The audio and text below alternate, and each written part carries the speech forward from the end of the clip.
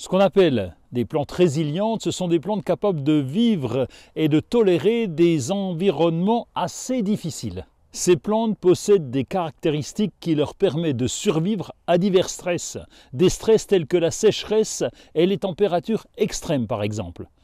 Certains végétaux sont plus tolérants au manque d'eau car ils ont des mécanismes adaptés à ce problème, comme des feuilles épaisses.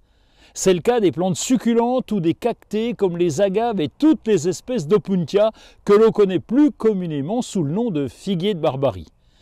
Ces végétaux, de façon générale, préfèrent des expositions de plein soleil et des terrains drainants. Ces sols ont l'avantage de laisser partir l'humidité et les végétaux ne se retrouvent pas dans de l'eau stagnante. Cette dernière est leur pire ennemi. Il y a aussi d'autres plantes méditerranéennes qui résistent au manque d'eau. Le callistémon qui résiste à des gels plutôt de courte durée, mais sa principale force c'est de s'adapter à la sécheresse, même s'il est en pot. Ses feuilles sont étroites et coriaces. Elles ont donc une bonne capacité pour limiter la transpiration. Ainsi, lorsqu'il fait très chaud, l'eau stockée dans les cellules ne s'évapore pas facilement. Il est parfait pour des climats méditerranéens.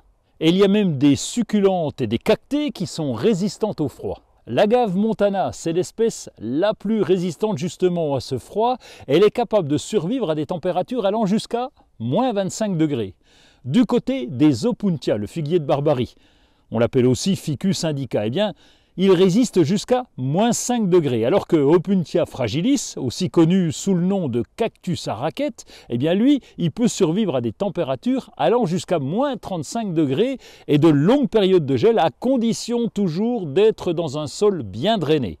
Et sinon, dans ces résilientes, il y a aussi un bon paquet de plantes qui sont résistantes à la sécheresse. C'est le cas du Gora, une jolie vivace à floraison estivale. Le Nandina, appelé aussi bambou sacré. Les Echinacea, c'est une autre vivace à floraison automnale. Et puis on a les Euchères, les Hostas.